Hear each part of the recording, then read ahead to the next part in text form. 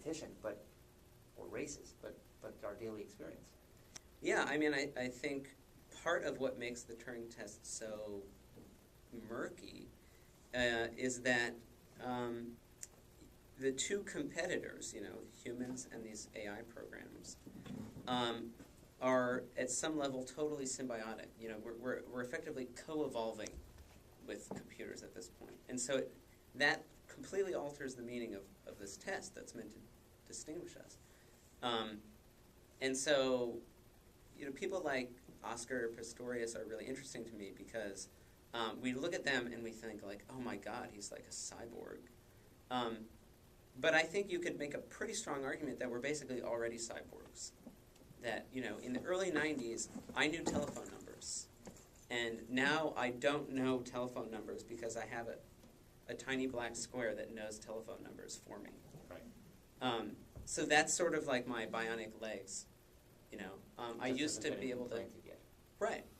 If you put that in my head, you'd be like, oh my God, he's a cyborg. But if it's in my pants, then it's not. Let's not even talk about it. That's what she said.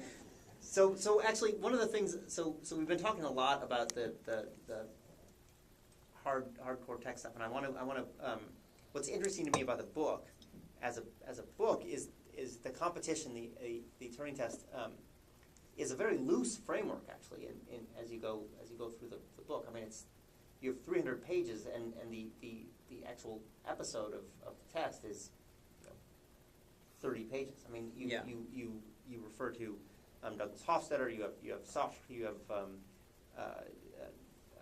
what are the other philosophers? I mean, it's a potpourri of philosophy in your book, and it's really interesting to me how you bring them to bear at certain points. And I'm curious, as somebody who studied philosophy, when you sit down and start writing this book, how did you choose who to reference and to dwell on and to summon when? I mean, how did you make the in some ways intellectual decision to invoke a philosopher and go on an excursion looking at their work through this lens? I don't know that I had any sort of overriding principle. There were certain times when I felt like I wanted to pick a fight. So I really wanted to pick a fight with Descartes. So I put him in there so that I could punch at him a little bit. There are other people that, like, some people might be surprised that John Searle isn't in my book. That name may or may not mean anything to you. He is a critic of AI, and I have a lot of beef with him too. But it felt like that was a distraction. But it felt like the Descartes fight was a fight that I wanted to have in the book. So I don't know. I mean, I think that was part of it. Did I feel like there was something productive about wanting to? Right. One of the fun things to me was that you invoke on more than one occasion, or first thing Zen and the Art of Motorcycle Making. Yeah. Which was completely unexpected for me. But you seem to really like the book and to relish the way it dealt with this existential notion of humanity. Yeah, I mean, Pirsig is talking about writing in the 70s about the tension between himself, who loves tinkering with motorcycles, and his friend, who really likes the way they look and then sends them to the shop when anything's wrong. And he uses that as this big springboard for people who are very anxious about their relationship to technology.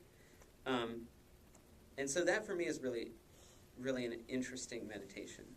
And a lot of it too is that the book gets into these questions of how are people supposed to talk with each other, which I think is really one of the giant overhanging questions of my book. It's hidden in this question of how am I supposed to talk to the judges, is this question of like, how are people supposed to talk to people? And so I remember reading Zen and the Art of Motorcycle Maintenance, and he has this line where someone asks him, hey, what's new? And he goes on this huge riff about like, what's new is a horrible question. It dredges up the silt of tomorrow. Most of the important things that I want to say are not at all new. And it struck me. I mean, going back to kind of the conversational book, he's basically saying, this is in the conversational book and it shouldn't be there. It's a bad question. And so that was one of those things that got me thinking. I mean, I think it's interesting when you see your friends, you start off talking about what's new. But like what you really want to know about them as a person probably did not happen in like the past 24 hours. It probably happened like 20 years ago. You know, but it's just a way of hopefully kind of scratching your way towards it. Mm-hmm. So Persig says that you should ask someone, what's best? So you can try. I've had limited success with that. Yeah.